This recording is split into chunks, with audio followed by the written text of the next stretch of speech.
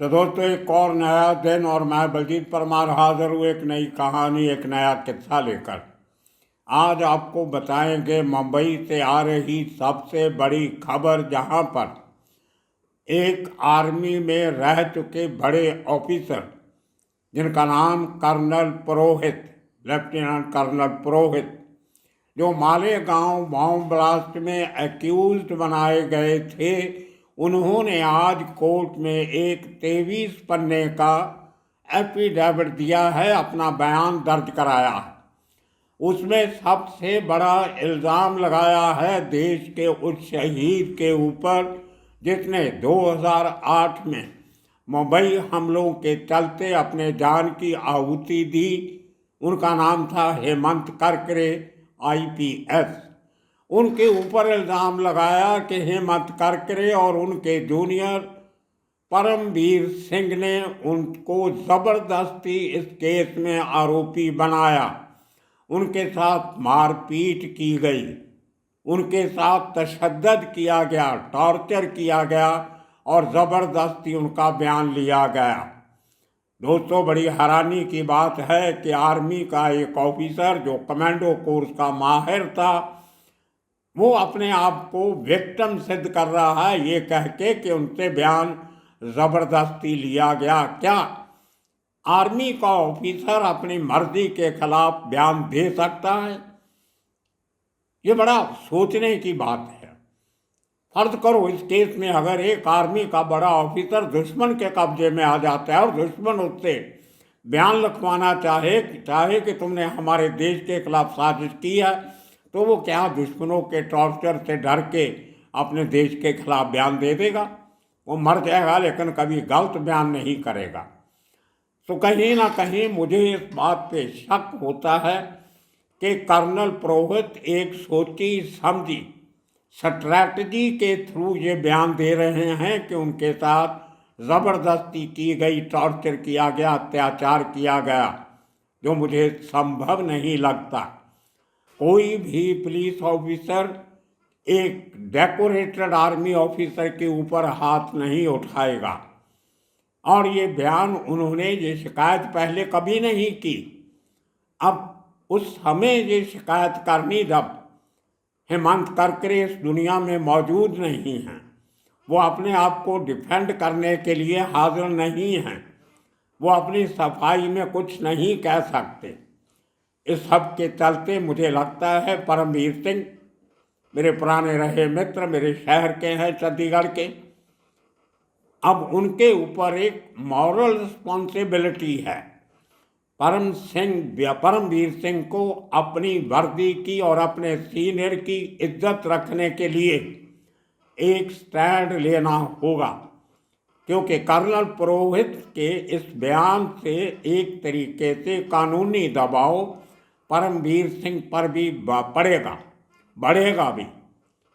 और अगर किसी कारण से परमवीर सिंह भी अदालत में ये कह देते हैं कि जी मैंने तो कुछ नहीं किया, लेकिन जो किया वो हेमंत करकरे ने किया था, तो इस केस का क्या होगा? पहले ही बहुत गुंझलों से निकल रहा है केस। 2000 के अक्टूबर के महीने में मालेगांव की एक मस्जिद में ब्लास्ट होता है, जिसमें एक मोटरसाइकिल का इस्तेमाल किया जाता है, जिसमें 6 लोग मारे जाते हैं, 101 जख्मी होते हैं। और वो देश भर में जो डिफरेंट जगह पे ब्लास्ट हुए थे उनका एक हिस्सा था। बहुत से लोगों ने ये शंका जाहिर की थी कि इसके पीछे मुस्लिम टेररिज्म का हाथ हो सकता है, लेकिन महाराष्ट्र पुलिस ने बड़ी हिम्मत करके पहली बार एक ऐसी संस्था का नाम सामने लाया जिनको ब्लेम किया गया कि उन्होंने, ये किसी मुस्लिम संगठन का काम नहीं है, ये अभिनव भारत नाम की एक हिंदू संस्था का काम है। ये सब चार्जशीट में है और ये केस बहुत पुराना चल रहा है। और बदकिस्मती से जब ये केस हुआ था 2008 में ही, अक्टूबर के महीने में, और अगले ही महीने नवंबर में मुंबई पे हमला होता है और हेमंत करकरे अपने साथी अशोक कामते और एनकाउंटर स्पेशलिस्ट विजय सलासर के साथ आतंकवादियों की गोलियों का शिकार हो जाते हैं। अब अजमल कसाब और उसका साथी वो अंधाधुंध गोलियां चला के तीनों सीनियर ऑफिसर को मार देते हैं और उनकी लाश लेके शहर में घूमते रहे। बहुत ही अजीब घटना। एक आर्मी का ऑफिसर एक पुलिस के ऑफिसर के ऊपर इल्ज़ाम इसलिए लगा रहा है कि उसको केस से छुटकारा मिल जाए। बाद में जब सरकार बदली तो उन्होंने ये भी इल्ज़ाम लगाया कि ये काम तो मुस्लिम संगठनों का था और कुछ मुस्लिम लोगों को पकड़ भी लिया गया। मतलब पूरे के पूरे केस को बदलने की एक कार्रवाई शुरू की गई, जिसके चलते इस केस की special public prosecutor Rohini lady थी, उनका नाम था रोहिणी। उन्होंने ये अपना पद छोड़ दिया था कि मुझे सरकारी वकील नहीं रहना है। सरकार मुझे, रोहिणी सैलियन उनका नाम था, सरकार मेरे ऊपर प्रेशर डाल रही है, इस केस को खराब करने की कोशिश हो रही है और मेरी आत्मा है वो इस किस्म का गलत काम करने के मुझे मना कर रही है, इसलिए मैं अपने पद को छोड़ती हूँ। रोहिणी सैलियन जैसी एक सीनियर एडवोकेट जिसने बहुत बड़े बड़े केस लड़े, उन्होंने सरकारी दखल के चलते इस केस को छोड़ दिया। लेकिन एनआईए ने जब केस को टेक ओवर किया और ये फिर केस चला मुंबई में, एनआईए कोर्ट की जो स्पेशल कोर्ट है नेशनल इन्वेस्टिगेटिव एजेंसी की, उन्होंने वो सरकारी दलील जो नई आई थी उसको शायद पूरी तरह नहीं कबूला। और मुझे लगता है अगर मेरी जानकारी सही है तो आज भी 2 सेट की ट्रायल चल रही है, कुछ मुसलमानों के खिलाफ भी चल रही है और कुछ हिंदुओं के खिलाफ भी चल रही है। अब केस फाइनल स्टेजेस पे है। अब देखना होगा सिर्फ इस बात को कि senior IPS officer Paramvir Singh, जो उस समय एटीएस एंटी टेररिज्म स्क्वाड के महाराष्ट्र के जॉइंट कमिश्नर थे और उसके बाद में वो थाना के पुलिस कमिश्नर बने, मुंबई के पुलिस कमिश्नर बने और डीजी रैंक में रिटायर हुए, कुछ कंट्रोवर्सीज में भी घिरे, वो डिफरेंट किस्सा। लेकिन अब पूरी पुलिस फोर्स की इज्जत का दारोमदार परमवीर सिंह के ऊपर है। अब देखना होगा क्या कोर्ट कर्नल पुरोहित के बयान के बाद परमवीर सिंह को बुलाती है। अब इस कहानी को ख़त्म करने के पहले आप इसका पूरा केस था क्या, वो एक छोटी सी एक आपको ऑडियो क्लिप सुनाते हैं 5 मिनट की। हमारे सहयोगी कैनी सिंह ने जो बताया कि ये पूरा केस है क्या, पहले वो सुन लीजिए, फिर इसमें आखिरी बात करते हैं। सुनिए। ये स्टोरी मुंबई से आ रही है मालेगांव ब्लास्ट केस में। मालेगांव ब्लास्ट केस 2008 ब्लास्ट का केस है जिसमें lieutenant colonel Prasad Purohit accused हैं। उन्होंने मुंबई कोर्ट में ये दावा किया है कि ये सारा केस एक फॉल्स केस है, एक झूठा नैरेटिव है, सारे फैब्रिकेटेड एविडेंस हैं। ये केस सितंबर 29, 2008 रात के 9:30 बजे शुरू हुआ जब एक बॉम्ब एक मोटरसाइकिल पर ऊपर रखा हुआ था और वो एक्सप्लोड कर गया हमीदिया मस्जिद के पास मालेगांव में। कम्युनली सेंसिटिव टाउन है जहाँ पे टेक्सटाइल टाउन है, नासिक डिस्ट्रिक्ट में, नॉर्थ महाराष्ट्र में।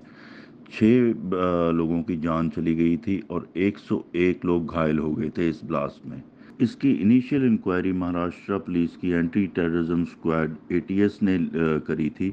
फिर बाद में एनआईए ने 2011 में टेक ओवर कर ली थी इसकी इन्वेस्टिगेशन। चार्जशीट के अकॉर्डिंग लेफ्टिनेंट कर्नल पुरोहित अभिनव भारत के मेंबर थे।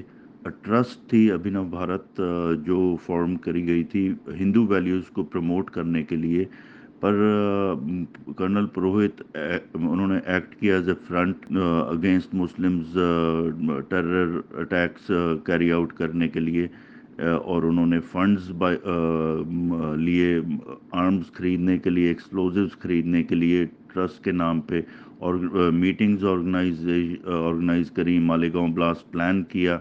एनआईए की चार्जशीट के अकॉर्डिंग लेफ्टिनेंट कर्नल पुरोहित ने 2007 में अभिनव भारत ऑर्गेनाइजेशन का गठन किया, जिसका पर्पस था सेपरेट हिंदू राष्ट्र बनाना, और उसका कॉन्स्टिट्यूशन भी बना हुआ था। और इस ऑर्गेनाइजेशन का मकसद था इंडिया की यूनिटी, इंटेग्रिटी, सिक्योरिटी को जियोपर्टाइज करना। लेकिन कोर्ट में अपनी स्टेटमेंट के according under section 313 of the criminal procedure code colonel Purohit ने क्लेम किया है कि बहुत सारे विटनेसेस को टॉर्चर किया गया, थ्रेटन किया गया, डिटेन किया गया, गन रखी गई उन पे, उनको एक्सट्रैक्ट करने के लिए, प्री फैब्रिकेटेड स्टेटमेंट्स बोलने के लिए, साइन करने के लिए, जैसा भी एटीएस चाहती थी अपने लिए या अपने पॉलिटिकल मास्टर्स के लिए। कर्नल पुरोहित के स्टेटमेंट के हिसाब से एटीएस ने ना सिर्फ नेशनल सिक्योरिटी को कॉम्प्रोमाइज़ किया, पर इंडियन आर्मी की रेपुटेशन को भी बहुत ज़्यादा ख़राब किया। उन्होंने ये भी कहा कि 29 अक्टूबर 2008 को उनको एक सुनसान बंगलों में ले जाया गया खंडाला में, जहां लेट हेमंत करकरे, जो तब एटीएस चीफ थे, और परमबीर सिंह जब जॉइंट कमिश्नर थे एटीएस के, और एटलीस्ट 6 और एटीएस कांस्टेबल्स ने उन पर अटैक किया और उनको चेयर के साथ बांध दिया जब उन्होंने अपनी इंटेलिजेंस बताने से मना किया। कर्नल पुरोहित की स्टेटमेंट के अकॉर्डिंग उनको एक जानवर से भी बदतर ट्रीटमेंट उनके साथ करी गई, और प्रिजनर्स ऑफ वॉर से भी ज़्यादा गंदे हालातों में उनको रखा गया। ये सब उनके साथ नवंबर 3, 2008 तक चलता रहा, under strict instructions from Parambir Singh Karkare and colonel Shrivastava कि वो मालेगांव ब्लास्ट की रिस्पॉन्सिबिलिटी ओन करें, और further senior right wing leader RSS के और वीएचपी के और योगी आदित्यनाथ का नाम लें, जो तब मेंबर ऑफ पार्लियामेंट थे उत्तर प्रदेश से। उन्होंने कोर्ट को अपनी स्टेटमेंट में ये भी कहा है कि एटीएस ने एक फॉल्स न्यूज़ फैलाई कि उन्होंने एक केस सॉल्व कर लिया है, सक्सेस मिल गई है उनको, और उन्होंने साध्वी प्रज्ञा सिंह ठाकुर और अदर्स का नाम भी लिया, जबकि उनको अरेस्ट भी नहीं किया गया था इस समय। कर्नल पुरोहित की स्टेटमेंट के हिसाब से ये सारा केस सारा ड्राफ्टेड है, फैब्रिकेटेड है, मैन्युफैक्चर्ड है, एविडेंस सारे प्लांट किए हुए हैं। एक एग्जांपल है सिचुएटेड इन्वेस्टिगेशन कह सकते हैं इसको, जहाँ पे एटीएस ने अपनी सारी स्टोरी बुनी। तो दोस्तों, सुना आपने पूरा केस है क्या?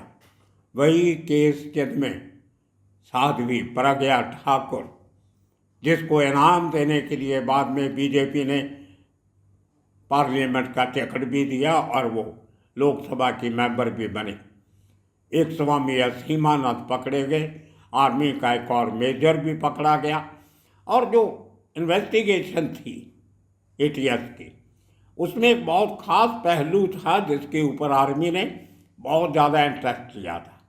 आर्मी का एक ऑफिसर और जो पंचमढ़ी में आर्मी कंटोनमेंट में कहीं काम करता था, वो वहाँ पे अरेबिक लैंग्वेज सीखता पाया गया था। तो आर्मी को शक था कि ये आदमी कोई शरारत करने वाला है। आर्मी के एक ऑफिसर ने ही अरबी भाषा सीखी, जिसमें कुछ नोट वगैरह लिख के डिस्ट्रीब्यूट किए, और आर्मी के उस समय के लेफ्टिनेंट जनरल ढिल्लों, उन्होंने एक बयान भी दिया था कि कर्नल पुरोहित और हमारे आर्मी के दो और जवानों का जो किरदार है वो शर्मनाक है, इन्होंने आर्मी की बेइज्जती की है, हम कभी ऐसा बर्दाश्त नहीं कर सकते। तो दोस्तों, 2008 का ये केस आज तकरीबन 16 साल हो गए हैं, अभी तक चल रहा है, बड़ी कानूनी दावपेच से निकला, लेकिन ख़त्म होने का नाम नहीं ले रहा। अब देखना होगा कि अब फाइनल स्टेज पे आने वाले 2-4 महीने में इस केस में जजमेंट क्या आती है, वो बहुत अहम होगी। क्या हम अपने शहीदों की दामन पे दाग लगाने में कामयाब होंगे, या शहीदों की श्रद्धांजलि पर फूल चढ़ाने के काबिल बचे रहेंगे? इसमें जो सबसे बड़ी समझने वाली बात है कि एक सीनियर आर्मी ऑफिसर जो अभी सर्विस कर रहा था, उसके जहन में क्या आया।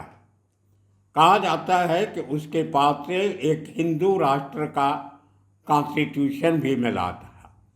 ये लोग कुछ जो कट्टरवादी हिंदू धर्म के साथ जुड़े हुए लोग थे, उनकी मदद के साथ एक हिंदू राष्ट्र बनाने की फिराक में थे। कोई बुरी बात नहीं है, किसी आदमी को भी अपने धर्म को आगे बढ़ाने का हक होता है, लेकिन उसके लिए कोई इस किस्म की साजिश रचना कि मस्जिद के बाहर या ट्रेन में या किसी और शहर में भीड़ भाड़ वाले इलाकों में, जैसे जयपुर में हुआ, गुजरात के शहर मडेरा में हुआ, मडेसा में हुआ और बेंगलौर में हुआ, इस किस्म की हिंसक कार्रवाइयाँ करना सिर्फ इसलिए कि कुछ मुस्लिम संस्थाओं ने इसी किस्म के काम किए थे, क्या उनकी शरारतों का जवाब इसी तरह की शरारतें करके देना था?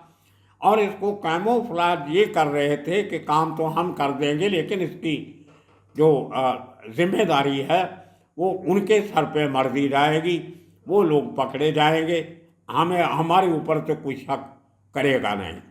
तो इसमें टोटल 7 एक्यूज थे जो कॉन्स्पिरेसी में थे, जिसमें 3 आर्मी के ऑफिसर थे, बाकी सिविलियन थे, एक स्वामी था, कुछ आरएसएस के साथ जुड़े लोग थे, कुछ विश्व हिंदू परिषद के साथ थे, कुछ अखिल भारतीय विद्यार्थी सेना के साथ।